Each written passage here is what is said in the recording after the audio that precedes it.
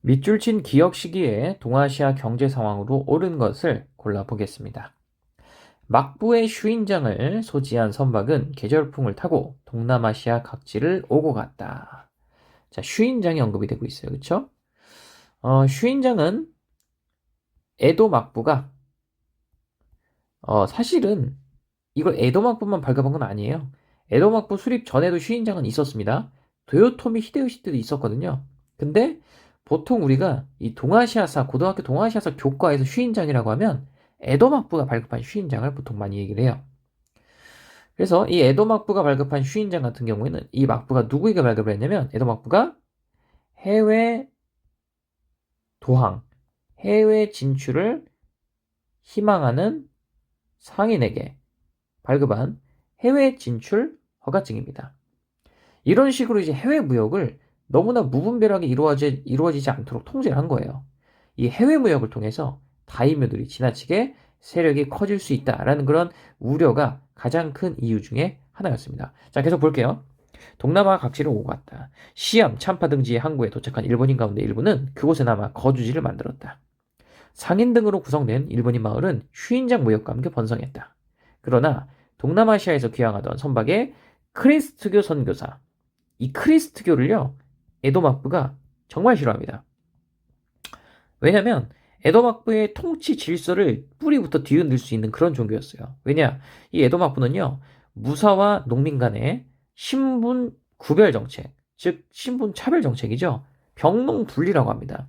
이걸 굉장히 강조했어요. 그래서 농민들과 수공업자, 상인, 그리고 무사 이들을 철저히 구분해서 거주지까지 구분을 하고 이들을 신분적으로 철저하게 차별한 정권인데 크리스트교는 이 뭘 강조한 종교입니까?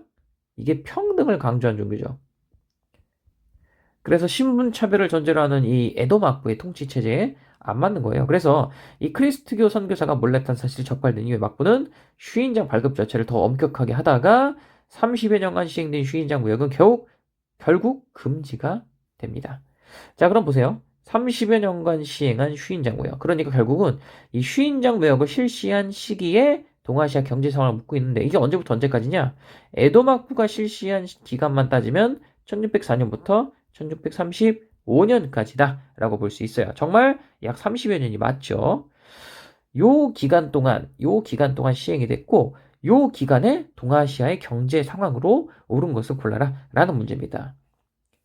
요 시기에 해당되는 사실을 고르면 되겠죠. 자, 선지 보겠습니다. 1번, 네덜란드 상인이 나가사키의 인공섬 데지마에 체류한 거. 이거 언제일까요? 1641년에 처음 들어옵니다. 그래서 언제까지 가냐면 19세기. 일본이 본격적으로 다른 서양 국가들에게도 개항했던 시기가 19세기 중반이죠. 그렇죠? 네덜란드는 1641년 이래로 에도막부로부터 유일하게 무역을 허가받은 서양 상인들이었어요. 이게 19세기까지 간다는 거죠. 네. 근데 이거는 슈인장 무역 시기랑은 겹치지가 않습니다. 따라서 정답 아니에요. 2번, 맥카트니 사절단이 황제를 방문했다. 이 맥카트니 사절단은요, 영국이 청나라 권룡제에게 파견한 사절단이고요. 이들은 18세기 말에 권룡제를 방문합니다. 영국이 청과의 무역에서 지속적인 적자를 보고 있었어요. 그래서 이 무역의 규모를 좀 확대를 해달라. 당시 청나라는 광저우의 공행을 통해서만 서양 국가들의 무역을 허가를 하는 그런 상황이었어요. 왜냐하면 이 공행 무역이 본격적으로 18세기 중반부터 시작이 되거든요. 이런 제한 무역을 좀 풀어달라고 영국이 이제 사절단 보낸 건데 청나라 권룡제가 거절하죠. 어쨌든 이거는 18세기 말입니다. 따라서 역시 시기적으로 안 맞아요. 3번 볼게요. 연행사가 청의 수도 베이징에서 문물을 교류했다. 여기 기가 막힌 게 뭐냐면 이 연행사는 조선이 청에게 파견한 사절단이거든요. 이 연행사는 병자호란 이후입니다. 병자호란 이후에 조선과 청이 조공책봉 관계를 맺고 나서 파견이 된 거예요. 근데 이 병자호란이 언제입니까? 1637년에 끝나죠?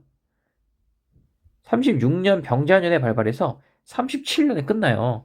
그러니까 이 병자호란이 끝난 이후에나 연행사를 볼 수 있단 말이죠. 근데 휴인전무역은 35년까지라며 이게 안 맞는 겁니다. 야, 이렇게 연도가 오묘하게 빗나가네요. 그쵸? 자, 4번에 일본 상인이 포르투갈 상인과 중국산 생산을 거래했다. 자, 일본 상인이 포르투갈 상인. 자, 이 포르투갈 상인이 원래는 네덜란드 상인이 일본에 들어오기 전에 제일 활발하게 거래하던 서양 상인이에요. 이 포르투갈 상인은 또 중국 마카오에 무역 거점이 있었죠. 그래서 마카오와 일본을 오가면서 중국에서 수입한 생사를 일본에게 이제 판매를 많이 했는데 이런 무역이 언제까지 이루어졌냐면 자, 언제부터냐면 16세기 중반 무렵부터 언제까지 가냐면 1639년까지 갑니다. 이 1639년에 일본 내의 모든 포르투갈 상인들이 다 추방돼요.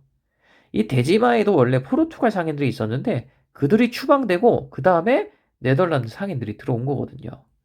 1939년까지 볼 수 있었던 모습입니다. 자, 그럼 보세요. 휴인장 무역이 시행되던 1604년부터 35년 요 사이도 이 안에 들어가잖아. 그죠? 따라서 정답은 4번입니다. 포르투갈 상인들은 39년에 추방되는데 이 역시 크리스토교와 관련이 있습니다. 이 포르투갈이 또 독실한 가톨릭 국가예요. 그래서 이 포르투갈 상인들은 크리스토교도 막 전파를 했단 말이죠. 이걸 막으려고 이제 에도막부가 휴인장 무역 중단하면서 포르투갈 상인들까지 추방을 한 거예요. 다만 네덜란드 상인들은 크리스토교 전파에 관심이 없었기 때문에 이들에게만 허락을 해준 거죠. 정답은 4번입니다. 5번에 에스파냐가 태평양을 횡단하는 갈레온 무역을 게시하였다라고 되어 있습니다. 게시. 갈레온 무역을 1604년 35년부터 했냐? 했어요. 근데 여기는 게시라고 되어 있잖아. 그치? 게시. 게시는 언제냐? 16세기예요. 16세기. 16세기 후반. 에스파냐가 태평양을 횡단하는 갈레온 무역. 갈레온선이라는 원거리 항해에 적합한 배를 가지고 신대륙과 아메리카 대륙의 막대한 은을 가지고 이제 동남아 쪽으로 와서 중국 상인과 또 거래하는 요게 이제 대표적인 갈레온 무역의 사례죠. 이런 거 언제부터 했냐면 게시니까 16세기 후반부터 이거 게시를 한 거예요. 따라서 휴인장 무역이 시행되던 17세기 초에는 게시가 아닌 거죠. 그렇죠? 이미 하고 있는 거니까. 게시라는 게 처음 한다는 얘기니까. 그죠? 네. 그래서 16세기 후반에 대한 설명입니다. 1500년대. 따라서 정답은 4번이 되겠습니다.